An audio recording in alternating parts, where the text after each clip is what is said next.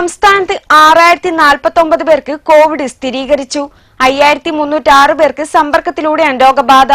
575 പേരുടെ ഉറവിടം വ്യക്തവുമല്ല. 60 ആരോഗ്യ പ്രവർത്തകർക്കും രോഗം ബാധിച്ചു. 27 മരണവും സ്ഥിരീകരിച്ചു. 5057 പേർക്കാണ് രോഗമുക്തി. കണ്ണൂരിൽ 302 പേർക്കാണ് രോഗം ബാധിച്ചത്. സംസ്ഥാനത്ത് കഴിഞ്ഞ 24 മണിക്കൂറിനിടെ 64,829 സാമ്പിളുകൾ പരിശോധിച്ചപ്പോൾ 6049 പേർക്ക് രോഗം സ്ഥിരീകരിച്ചു. രോഗം ബാധിച്ചവരുടെ ജില്ല തിരിച്ചുള്ള കണക്ക് ഇങ്ങനെയാണ്: കോട്ടയം 760, തൃശൂർ 747, എറണാകുളം 686, കോഴിക്കോട് 598, മലപ്പുറം 565, പത്തനംതിട്ട 546, കൊല്ലം 498, തിരുവനന്തപുരം 333, ആലപ്പുഴ 329, പാലക്കാട് 303, കണ്ണൂർ 302, വയനാട് 202, ഇടുക്കി 108, കാസർഗോഡ് 72. 5306 പേർക്ക് സമ്പർക്കത്തിലൂടെയാണ് രോഗം ബാധിച്ചത്. 575 പേരുടെ സമ്പർക്ക ഉറവിടം വ്യക്തവുമല്ല. ടെസ്റ്റ് പോസിറ്റിവിറ്റി നിരക്ക് 9.33 ആണ്. 27 മരണങ്ങളും സ്ഥിരീകരിച്ചു. 60 ആരോഗ്യ പ്രവർത്തകർക്കും രോഗം ബാധിച്ചു. കണ്ണൂരിൽ 8 ആരോഗ്യ പ്രവർത്തകർക്കാണ് രോഗമുണ്ടായത്. 5057 പേർ രോഗമുക്തരുമായി. സംസ്ഥാനത്തെ വിവിധ ജില്ലകളിലായി 2,79,711 പേരാണ് ഇപ്പോൾ നിരീക്ഷണത്തിലുള്ളത്. 61,468 പേരാണ് ഇനി ചികിത്സയിലുള്ളത്. News desk seal news. നാളികേര കർഷകർക്ക് ഭീഷണിയായി വവ്വാലുകൾ. കണ്ണപുരം, അയ്യോത്ത്, മടക്കര പ്രദേശങ്ങളിൽ വവ്വാലുകൾ വ്യാപകമായി ഇളനീർ നശിപ്പിക്കുന്നതായി കർഷകർ പറയുന്നു. കണ്ണപുരം, അയ്യോത്ത്, 1000 തെങ്ങ്, തെക്കുംപാട്, മടക്കര, ഇർണാവ് പ്രദേശങ്ങളിലാണ് വവ്വാലുകൾ ഇളനീരും മച്ചിങ്ങക്കും നശിപ്പിക്കുന്നത്. ഇത് കർഷകർക്ക് തിരിച്ചടിയായി. തേങ്ങയാകുന്നതിന് മുൻപ് വവ്വാലുകൾ ഇവ നശിപ്പിക്കുകയാണ്. പകൽ സമയം കണ്ടൽക്കാടുകൾക്കിടയിൽ ചേക്കേറുന്ന വവ്വാലുകൾ രാത്രിയായാലാണ് ആക്രമണം. പ്രശ്നത്തിന് പരിഹാരം കാണാൻ കൃഷിവകുപ്പ് മുന്നോട്ട് വരണമെന്ന് അയ്യോത്തെ കർഷകൻ വെളുത്തേരി ചന്ദ്രൻ പറഞ്ഞു.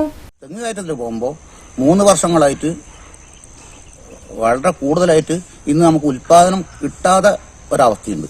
അതിന്റെ അവസ്ഥ എന്ന് പറഞ്ഞാൽ ഇന്ന് വവ്വാലുകൾ മുറിച്ചടക്കുന്നത്. പണ്ടില്ല പലയാളും മനസ്സിലാക്കി വെച്ചതും ഇന്നും പലയാളും കണക്ക് കൂട്ടുന്നതും എലി മുറിക്കുന്നതെന്നാണ്. എലി മുറിക്കുന്നതിന്റെ വ്യത്യാസങ്ങൾ ഇങ്ങനെയുണ്ട്. അത് ചെറുതെടുത്തിട്ട് വെള്ളം മാത്രമേ പിടിക്കൂ. വവ്വാലുകൾ അതല്ല, ചെറുത് മുതൽ വലുത് വരെ വിളന്നതിനുള്ളത് മുതൽ അവർ മാന്തി തിന്നിട്ട് ഇതിനെ നശിപ്പിക്കുന്ന ഒരവസ്ഥയാണ്. അപ്പൊ ഇത്രയും നാശനഷ്ടങ്ങൾ തേങ്ങ ഉൽപാദനത്തിൽ ഇങ്ങനെ വരുന്നുണ്ട്. അതിൽ നമ്മ കൃഷി വകുപ്പിന് എന്ത് ചെയ്യാൻ പറ്റും എന്നതിനെ കുറിച്ച് ഞാൻ ചിന്തിച്ചുകൊണ്ടിരിക്കുന്നു. കൃഷിവകുപ്പിന്റെ ഇടപെടൽ ഉണ്ടാകുമെന്ന പ്രതീക്ഷയിലാണ് കർഷകർ. സിൽസ് പഴയങ്ങാടി. പട്ടുവത്ത് DCC ജനറൽ സെക്രട്ടറിയുടെ വീടിന് നേരെയുണ്ടായ തീവെപ്പ് കേസിൽ പോലീസ് അന്വേഷണം കാര്യക്ഷമമല്ലെന്ന് KPCC general secretary Sajeev Maroli. സംഭവത്തിൽ ശാസ്ത്രീയ അന്വേഷണം വേണമെന്നും അദ്ദേഹം ആവശ്യപ്പെട്ടു. കോൺഗ്രസ് നേതൃസംഘം രാജീവന്റെ പട്ടുവത്തെ വീട് സന്ദർശിച്ച ശേഷം മാധ്യമങ്ങളോട് സംസാരിക്കുകയായിരുന്നു അദ്ദേഹം. ഇന്ത്യയിലെ തന്നെ ഏറ്റവും മികച്ച പഞ്ചായത്ത് അംഗമായി തെരഞ്ഞെടുക്കപ്പെട്ടയാളാണ് രാജീവൻ. CPM-ഉം മറ്റ് സംഘടനകളും രാജീവന്റെ പ്രവർത്തനങ്ങൾ അടിച്ചമർത്താൻ അദ്ദേഹത്തെ വേട്ടയാടുകയാണ്. അത്തരം ശ്രമങ്ങളെ അപലപിക്കുന്നു. വീടിന് നേരെ ഉണ്ടായ തീവെപ്പ് ഫലപ്രദമായി പോലീസ് അന്വേഷിച്ചിട്ടില്ല. ഫോറൻസിക്കിന്റെ ഉൾപ്പെടെ പരിശോധന ഉണ്ടാവാത്തതും പ്രതിഷേധാർഹമാണെന്ന് സജീവ് മാറോളി പറഞ്ഞു. അതിനെക്കുറിച്ച് സമഗ്രമായ ഒരു അന്വേഷണം നടത്താൻ പോലീസോ മറ്റധികൃതരോ മുന്നോട്ട് വന്നിട്ടില്ല എന്നത് തികച്ചും ദൗർഭാഗ്യകരമാണ്. ഫോറൻസിക് ഉൾപ്പെടെയുള്ള ആളുകൾ വന്ന് പരിശോധിച്ച് യഥാർത്ഥ കുറ്റവാളികളെ കണ്ടെത്തുന്ന ഒരു പ്രവർത്തനം പോലീസിന്റെ ഭാഗത്ത് നിന്ന് ഉണ്ടായിട്ടില്ല. കേവലം CPM-ഉം തീവ്രവാദ സംഘടനകളും അടിച്ചമർത്തി മുന്നോട്ട് പോകാനും അദ്ദേഹത്തിന്റെ വീട് പോലും നശിപ്പിക്കാനും നടത്തിയിട്ടുള്ള ഈ നീചമായ ശ്രമം കേരള പ്രദേശ് കോൺഗ്രസ് കമ്മിറ്റിക്ക് വേണ്ടി അപലപിക്കാനും KPCC general secretary advocate Saji Joseph, Suresh Babu Elayavoor, Koyyam Janardhanan എന്നിവരും ഉണ്ടായിരുന്നു. സിലുസ് തളിപ്രമ്പ.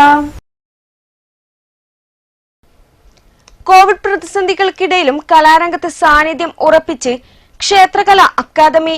കേരള ക്ഷേത്രകലാ അക്കാദമി ക്ലാസുകൾ ജനുവരി മാസത്തോടെ ആരംഭിക്കുമെന്ന് അക്കാദമി സെക്രട്ടറി കൃഷ്ണൻ നടുവിലത്ത് പറഞ്ഞു. മാടായിക്കാവ് കേന്ദ്രമായി ആരംഭിച്ച കേരള ക്ഷേത്രകലാ അക്കാദമിയിൽ ജനുവരി മാസത്തോടെ ക്ലാസുകൾ ആരംഭിക്കും. തുടർ ക്ലാസുകളാണ് ആദ്യം തുടങ്ങുക. നേരത്തെ ചുവർചിത്രം, ഓട്ടൻതുള്ളൽ എന്നീ ക്ലാസുകൾ ഓൺലൈൻ വഴി നൽകിയിരുന്നു. ഫെബ്രുവരി മാസത്തോടെ പുതിയ ബാച്ചിലേക്കുള്ള ക്ലാസുകൾ ആരംഭിക്കുമെന്ന് സെക്രട്ടറി കൃഷ്ണൻ നടുവിലത്ത് പറഞ്ഞു. 2021 ജനുവരി മാസം തുടർ ക്ലാസുകൾ ആരംഭിക്കാനാണ് ഇപ്പോൾ തീരുമാനിച്ചിട്ടുള്ളത്. അത് ഓട്ടംതുള്ളല്, ചുമർചിത്രം, ചെണ്ട ഈ 3 തുടർ കോഴ്സുകൾ ആണ് ഇപ്പോൾ ജനുവരിയിൽ ആരംഭിക്കാൻ ഉദ്ദേശിക്കുന്നത്. ഫെബ്രുവരിയിൽ തന്നെ 2021 ജനുവരി അവസാനമോ ഫെബ്രുവരി ആദ്യമോ പുതിയ പരിശീലന കോഴ്സുകൾ ആരംഭിക്കാനും ആലോചിക്കുകയാണ്. ഈ വർഷം പ്രത്യേകിച്ച് ജനുവരി അവസാനമോ ഫെബ്രുവരി ആദ്യമോ നടത്താൻ നമ്മൾ ആലോചിക്കുന്നുണ്ട്. അത് ഒന്ന് ഭിന്നശേഷിക്കാരായ കുട്ടികൾക്ക് മടായി BRCയുമായി സഹകരിച്ചുകൊണ്ട് ഭിന്നശേഷിക്കാരായ 25ഓളം കുട്ടികൾക്ക് ചെണ്ടമേളത്തിന് പരിശീലനം കൊടുക്കാൻ ആലോചിച്ചിട്ടുണ്ട്. ക്ഷേത്രകലാ academy chairman doctor KH Subrahmanyan, secretary Krishnan Naduvilath, ഭരണസമിതി അംഗങ്ങളായ TV Rajesh MLA, PP Damodaran, Govindan Kannapuram, Cheruthazham ചന്ദ്രൻ, രവീന്ദ്രവർമ്മ രാജ എന്നിവരാണ് അക്കാദമിയുടെ പ്രവർത്തനങ്ങൾ നിയന്ത്രിക്കുന്നത്. സിലുസ് പഴയങ്ങാടി.